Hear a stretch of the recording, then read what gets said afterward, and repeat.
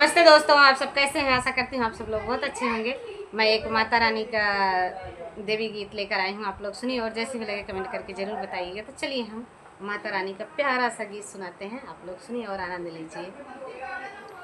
माई महारानी के मोहनी मूर्तिया करे जा छुएला, हो करे जा छुएला, जैसे गुड़हुल के फूलवा से रस चुएला।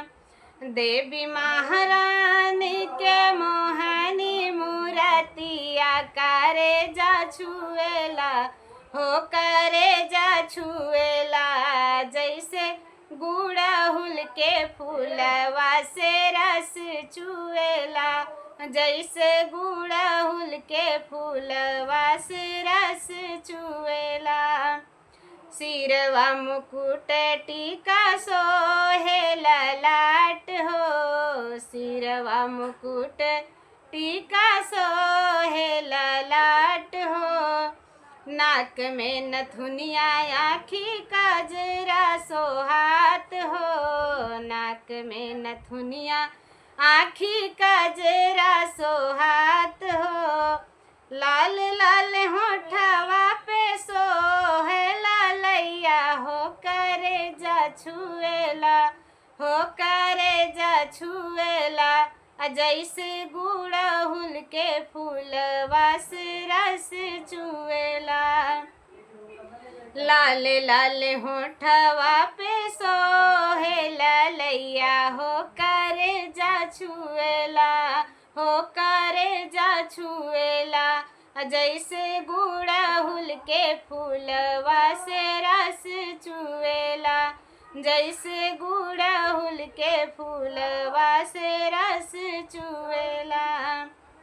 कानवा में कुंडल सोहे, गले सोहे हारवा, कानवा में कुंडल सोहे, गले सोहे हारवा, केसिया समारे बाटी महा के गजरवा, केसिया समारे बाटी महा के गजरवा, हो महा के गजरवा। रात हो या दिन बाकी चमके सूरतिया करे जा छुएला, हो करे जा छुएला, जैसे गुड़हुल के फूलवा से रस चुएला।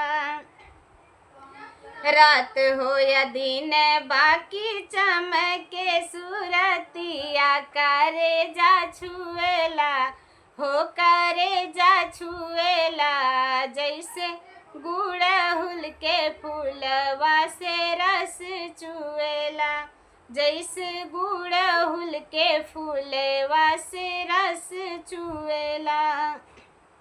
हाथवा में चूड़ी संगे खन के कंगनवा, हाथवा में चूड़ी संगे खन के कंगनवा, पाऊआ पयलिया छन के चमके रंगनवा, पाऊआ पयलिया छन के चमके रंगनवा, हो चमके रंगनवा। अमीरा लगाए बाटी माई से पीरितिया करे जा छुएला, हो करे जा छुएला, जैसे गुड़हुल के फूलवा से रस चुएला, हो जैसे गुड़हुल के फूलवा से रस चुएला।